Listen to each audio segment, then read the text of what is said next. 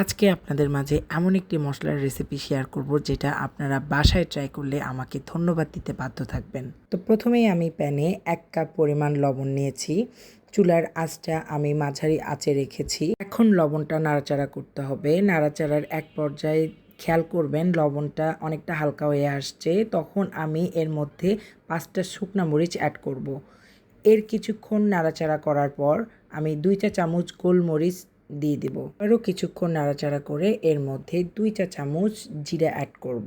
এই ম্যাজিক মশলাটা আসলেই ম্যাজিকের মতো কাজ করে। এই মশলাটা ডিম সিদ্ধর সাথে এত সুন্দর ভালো যায়, দেখবেন ডিম সিদ্ধ খেলে একটা গন্ধ করে। এই মশলাটা দিলে সেই ডিম সিদ্ধের সেই গন্ধটা থাকে না, খুবই মজা লাগে। এই মশলাটা আমি আমার ভাবির কাছ থেকে শিখেছি। তো যেদিন প্রথম উনি এই মশলাটা আমাকে বানিয়ে ডিম সিদ্ধের সাথে দিয়েছিল, এত মজা লাগছিল, মানে প্রথমেই খেয়ে আমি পুরো মুগ্ধ হয়ে গেছি। আমার মেয়ে দেখে বলছিল যে তোমরা লবণটাকে ওয়েস্ট করছো কেন, কিন্তু সেও পরবর্তীতে খেয়ে এত মজা পাইছে। তো এটা শুধু ডিম সিদ্ধের সাথে না, এটা আপনি সালাদ বলেন, কোনো কিছু মাখার সাথে বলেন, মানে সব কিছুর সাথে এত ভালো যায়, বিশেষ করে মাখামাখির কাজে। তারপর থেকে এই মশলার অনেক বড় ফ্যান হয়ে গেছে আমরা। এই মশলাটা শেষ হলেই আবার আমাকে করতে হয়। আমার খুব ভালো লেগেছে, তাই ভাবলাম আপনাদের সাথেও এই মশলাটা শেয়ার করি।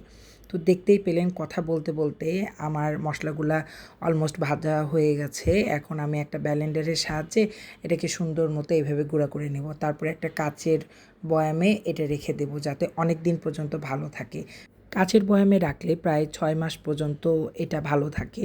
6 মাস পর্যন্ত এটা সংরক্ষণ করা যায়। তো আমার এই ম্যাজিক মশলাটা আপনাদের কাছে কেমন লেগেছে প্লিজ কমেন্ট বক্সে জানাবেন। তো সবাই ভালো থাকবেন, সুস্থ থাকবেন। আল্লাহ হাফেজ।